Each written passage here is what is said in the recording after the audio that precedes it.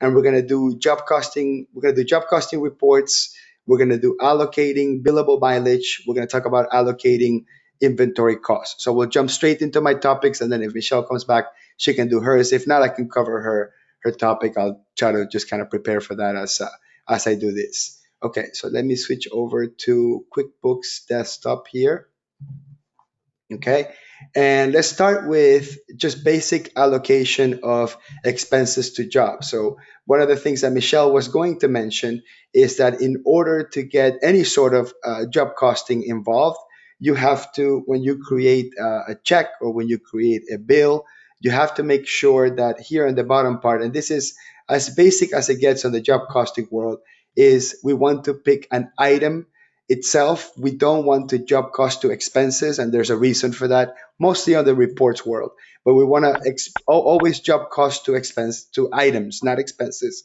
And then whatever the cost of that item is, that needs to be allocated to the job here on their drop down, where it says customer job. You have to pick whatever the job is going to be. So that's, in a nutshell, that is the simplest, easiest way to tell QuickBooks, yes, I have this expense and it does belong to this job. Now, in the world of QuickBooks Desktop, because of the job costing reports, we want to compare the items versus the original estimated items. So whenever we look at the actual estimate for this job, so we're going to take a look at the estimate for this job in a second, we want to see all of the sales components in there. So I'm going to go ahead and hit save and close. And I'll double check. Michelle, are you back? Hey, Hector, can you hear me? Yeah, I can hear you just fine. I just started with my topic, so do you want to just? Perfect. Yeah. Okay. That's perfect. My power went out and it's rebooting, so you go on with yours, and hopefully when it's my turn again, I'll be ready to go. All right, perfect. Okay. So as I was mentioning earlier, we want to be working off an original estimate. We want every line item in the estimate, and when we job cost it, we want to select the original line item when we job cost it. This is going to play a very important role in the reporting process. Now, these estimates can be invoiced in full, or they can be invoiced partially doing progress invoicing. We're not going to get into that. That's actually part of those basic certificate, the advanced certification part in job costing. So I'll refer to that. But Michelle talked about double-sided items, and that is the most important component of it. If you're working with QuickBooks Online or QuickBooks Desktop, our recommendation is to always use an item in both the income and the sales side, and make sure that the item, if it's not an inventory part, that you actually override, hit this little check boxes here, override, and make sure there is a cost component that's going to hit the cost of goods sold side, and then there's an income component that's going to hit the income side. And QuickBooks will know that if the transaction is in a check, bill, credit card charge, or expense, like in QuickBooks Online, it knows that it's going to post to this account. But if the account is in a sales receipt or an invoice, it's going to post to the income account. So that's really the important thing between the two. Now, let's talk about one of the features that doesn't get talked about very often, which is allocating mileage. Okay, so the way to allocate mileage is here under the company menu. There's a button down here called Enter Vehicle Mileage. And when I click on Enter Vehicle Mileage, it's going to give me a drop-down screen for vehicles. Now, you can access your vehicle list here under List Menu, Customer Vendor Profile List, and under Vehicle List. So your vehicle list, again, because we're talking about mileage, is going to be for vehicles. However, you can actually create any sort of asset that you're going to charge for, and it may not necessarily be mileage. So if you have, for example, if you have a forklift and you charge per hour, or if you charge per minute or whatever, you could actually essentially use the mileage function for that as well. So let me go ahead and create a new vehicle here. I'm going to call this one, I'll just call it truck, and then I'll hit OK. And then I'll create another one here called forklift, and I'll kind of show you both of those concepts there. So this is the vehicle itself. Now, also, if I am going to charge my client or charge a job for the usage of that vehicle, whether it's a forklift or a truck, I have to also create an item for that because unfortunately, the vehicle itself is not tied to an item. So I have to sort of in parallel create an item for that. So I'm going to call this one truck usage, and I'll put here miles, and then I'm going to put my reimbursable mileage rate here, which in this case is going to be, let's just say, $1.50. And that's how much we're going to charge. And then I'm going to click this little checkbox. That's if I want to log the internal cost of mileage. And let's say my internal cost of mileage is, let's say, 75 cents. Okay. Then this is the real tricky part is, when I charge for mileage, what account should I hit? Well, technically, if I'm going to charge for mileage, that should be construction income because that's part of my construction deal. But when I expense it, where is that money going to come from? So technically, it should come from the same place where you charge your car maintenance, your truck lease payment, your gas. So we're going to put here under automobile expense, we'll create a sub account called mileage. Okay, and this will make sense once we actually show the reports for that. So no, that shouldn't be the fixed asset account. It should actually use an expense account. So let me see on the expense accounts, where is my auto expense? Oh, there it is. Track car and truck expense. So I'm making a sub account on the car and truck expense and hit save and close. And we'll give this a number.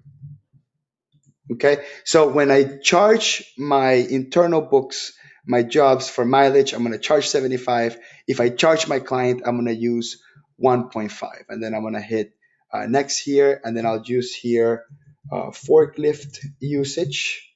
And we're going to call this hours. And then let's say we're going to charge for the forklift usage $350 an hour. That's when we charge our client. And let's say our internal cost, if we actually pay for the forklift when we rent it, we're going to choose maybe the same expense account that we use to pay out the people that we rent the equipment from, if that happens to be the same account. That's typically going to be under job related costs or something like that. If it's an internal asset, it's a little bit trickier, just because there's no real cash payment being allocated. But let's say that our internal cost for the usage of forklifts is $175 per hour. So then I want to go ahead and hit OK, and then I'll close my item list. So back I got my two vehicle lists, and then I can now select the vehicle I want to charge for. So let's say this is going to be, let's say, forklift. Okay. And then I can say which date we did it at. And normally we charge per day. We can actually do it across a span of days, but I recommend just doing it in a single day. And for example, here where it says total miles, let's say I'm just going to charge for 18 hours of forklift usage. Now this is what you call a workaround. None of this stuff is intuitive, right? No one will ever figure this out on their own unless they're playing with QuickBooks for a very long time to say, interesting, I could use my vehicle mileage module to charge my client for equipment usage. So let's say we're going to do here, select the job, garage rebuild, and then here where it says item, this is where we pick the item that we just selected. So we click here, forklift usage, and I'll skip class for now, and I'll skip notes. And then if I want to mark it billable, I can click that billable tab, right? So that's only if I want to charge my client for it. So I'm going to go ahead and hit save. Now, by the way, very important thing. People ask, what happens if I don't mark this billable? Will it still charge the $175 to the job? The answer is no. So this vehicle mileage is a non-posting transaction. It can only give you internal reports that we can use. Let's save this so I can show you. I can see a report of mileage just so I know what the usage is, right?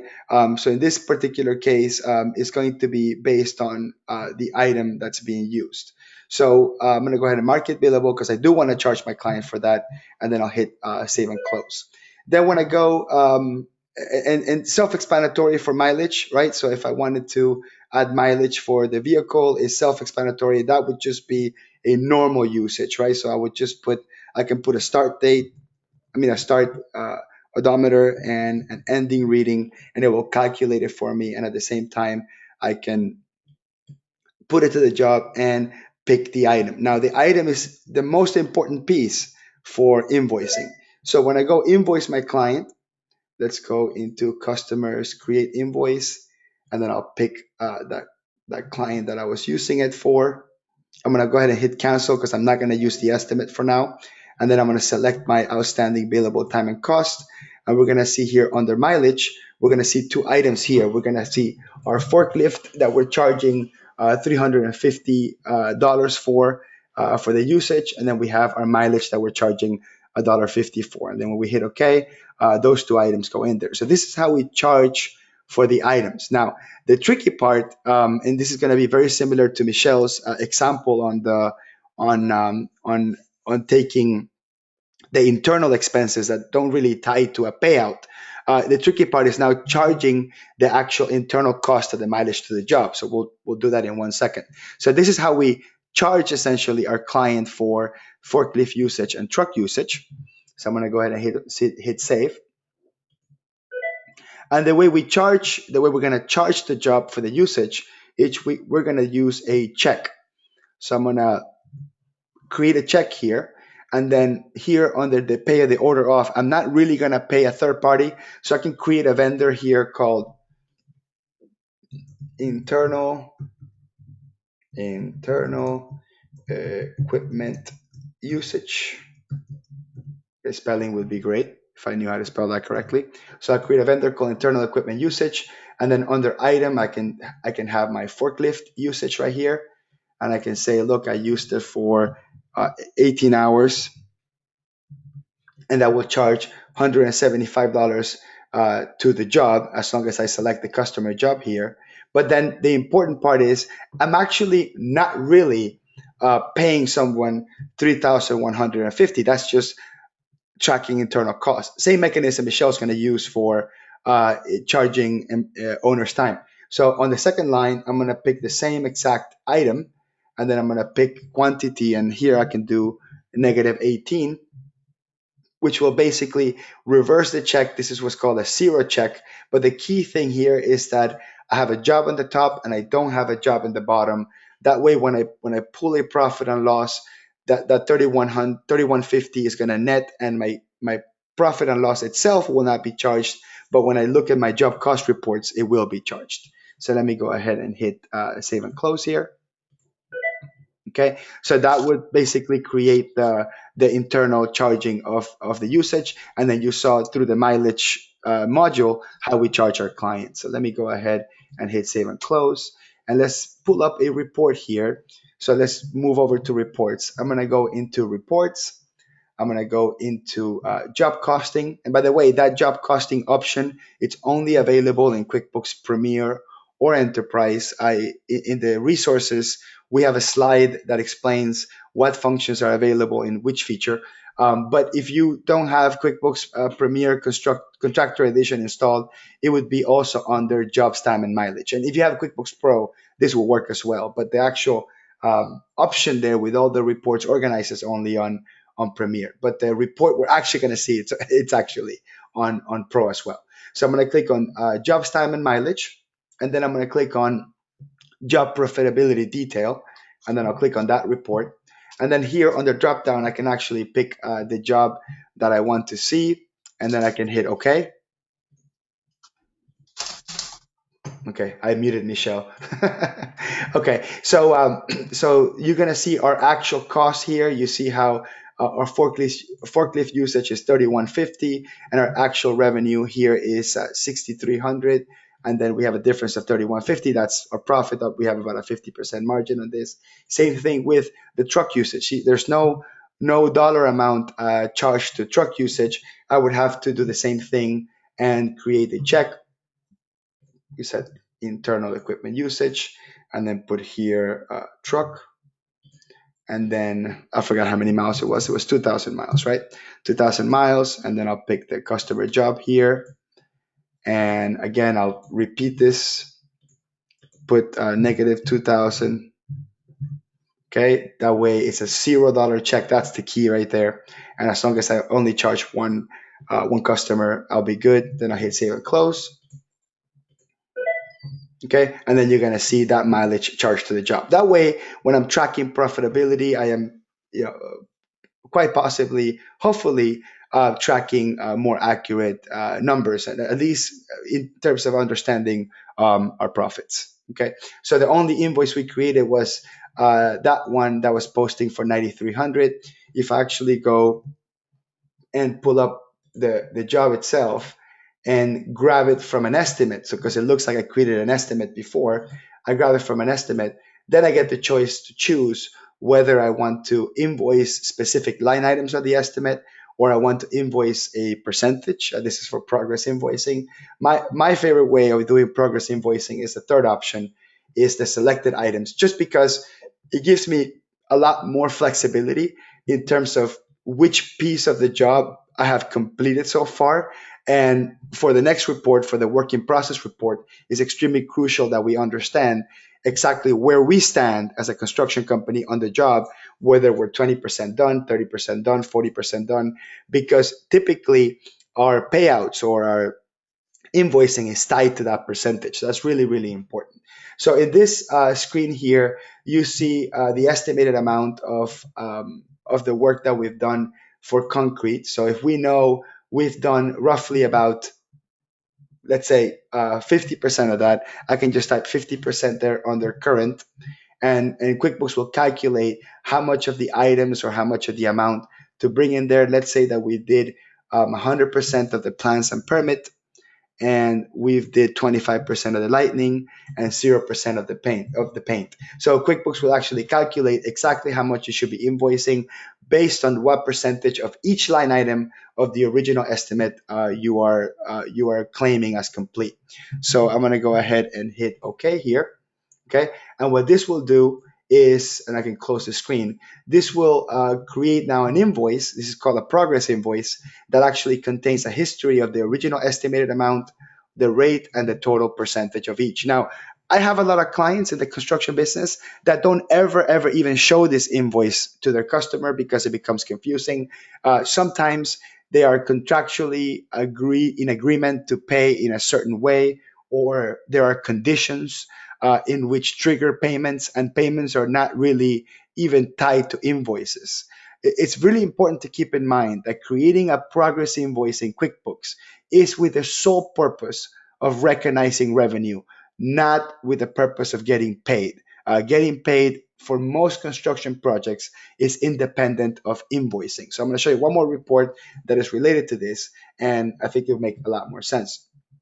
So I'm going to go ahead and hit save and close. Okay, and I'll close this and I'll run another report. I'm going to go into reports, job time and mileage, and I'm going to do job estimate versus actual detail. Job estimates versus actual detail. I'm going to hit the drop down here and select the job, garage rebuild, and hit OK. Okay, and we're going to see all the detailed components of the job. The first line here, estimated cost. This is what's actually on the estimate. If I actually double click on that and double click there, I actually get to see the estimate, what the estimated costs are. Now you have to have the internal cost in one column, and you have to have the markup in another column in order for QuickBooks to differentiate what you plan to receive, which is a 23,000, versus what you plan to pay, which is at 18,000.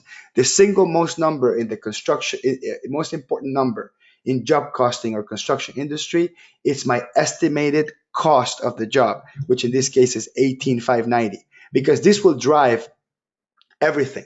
So as you can tell, for example, in this particular job, our estimated costs are 18,000. Our actual costs are 21,000. So we're basically over our original cost. So the big question is, are we going to get paid more because we're over, or should we invoice everything we have 100%?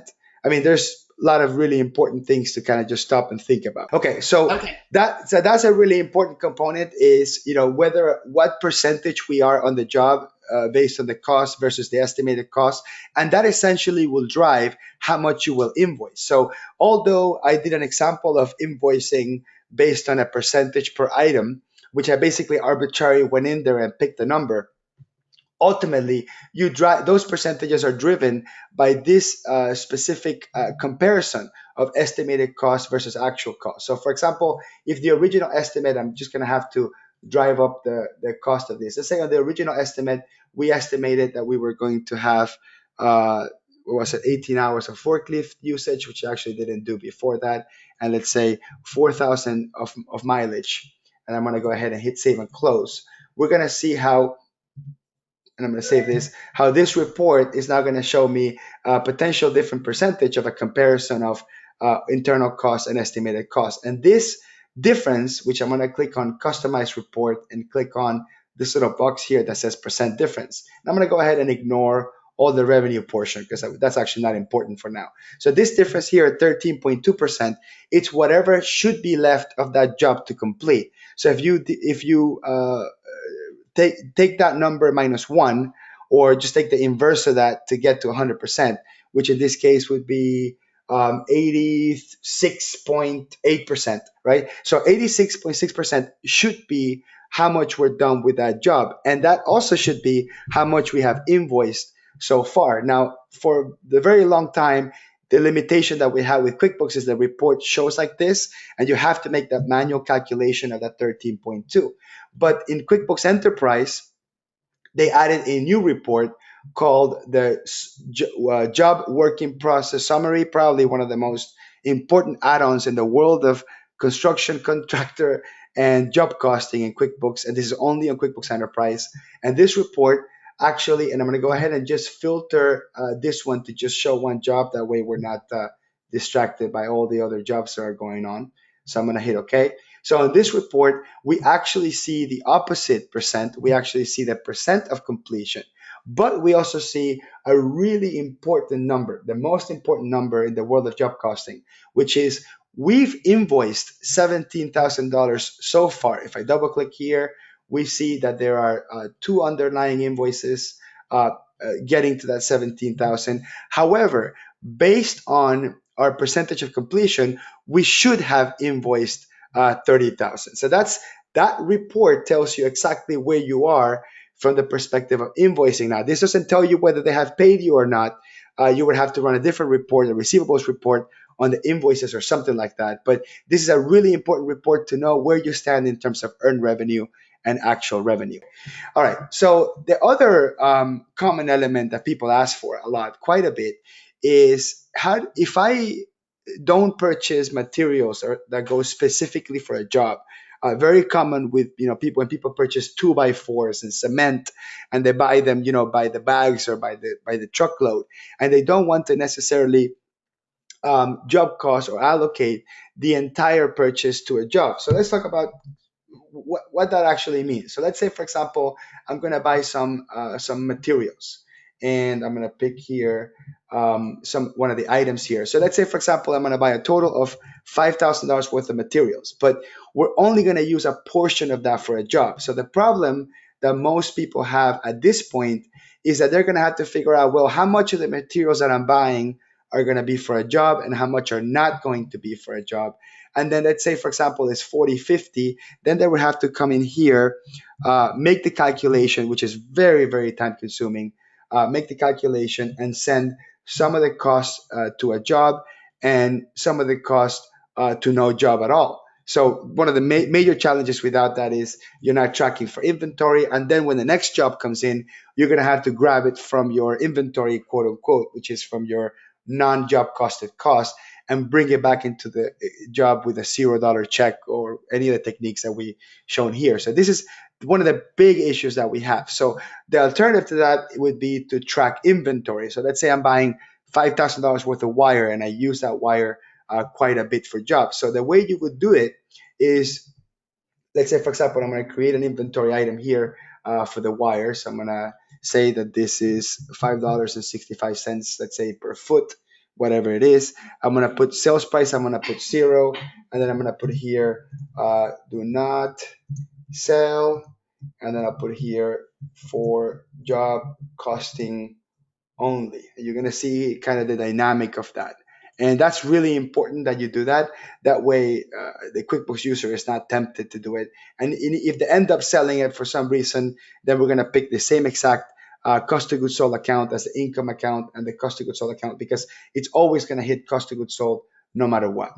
So I'm going to go ahead and hit OK, and then I'll go ahead and buy the $5,000 worth of wire, which will be 1,000 feet of wire, whatever it happens to be, and then I'm going to go ahead, hit save and close. So that's just a normal purchase of inventory. But then what happens is I'm going to consume, I'm going to use up part of that inventory now for a job.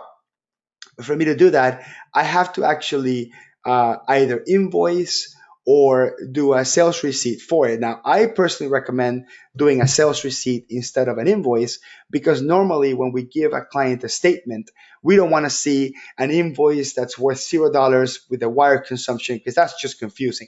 So I'll use a sales receipt instead because typically in construction, we don't use sales receipts at all.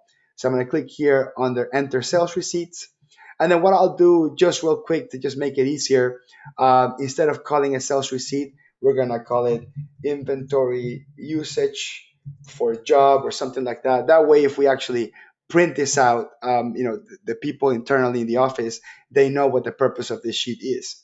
So we're gonna pick the job, I'll close that out, and then I'll pick the item here, wire, and here it says do not sell for job costing only. Oops, I'm supposed to put sell, not see. So do not sell for job costing only, and that's just to let you know that you're not going to give this to the client. And then you're going to put here 2,000, and this is the key element. The rate is zero. The rate is supposed to be zero. There are no sales because I'm not selling the client the wire. I am consuming the wire, and therefore that $5.65 times 2,000 should now be sent to the job cost. So I'm going to hit preview. You can see what that looks like. That's going to say, hopefully, when if somebody's tempted to print this and give it to the client, those indications show you that that's not something that it's not going to be a client-facing document, just for internal purposes. So I'm going to go ahead and hit save and close and hit yes. And then when you see our report here, we see here the actual cost for this is 11,300. Wonder why that's a pretty big cost. Oh, not 2,000. It was supposed to be 40% of 1,000. So let me put here times 1,000. I guess I could have done that math by myself. 400. So I'm going to consume 400, not 2,000, because I only bought 1,000. So I'm going to consume 400 feet of wire, and then you should see that cost hit my estimate versus actual, and that allows me to see it. Now, one of the challenges here is I never budgeted for this in the first place. So what I should have done is budget for this wire in the first place. And one of the ways that we can budget for that without the client seeing it is we create a new item here. I'm going to create a group, and then I'm going to create an item group, and I'm going to call this job materials. And then what we can do is this little checkbox that says print items and groups. I'm going to uncheck that, and then we're going to put here total job materials under item, and then going to put wire, and I can put any other materials that I normally use, whether they're inventory part or maybe any other things. I can put these pieces here, and then my client is not going to see it. So whatever that is, I can hide it inside of a group and then hit OK.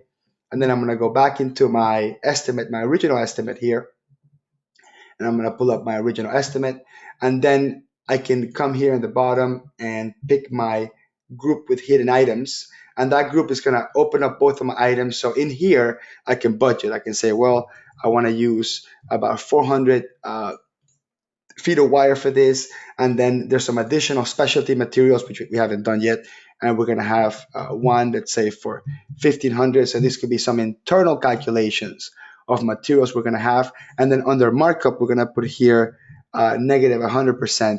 That way, it doesn't charge the job anything from a sales perspective. That way, our revenue is still the same, 35,000. However, our projected costs are booked in here.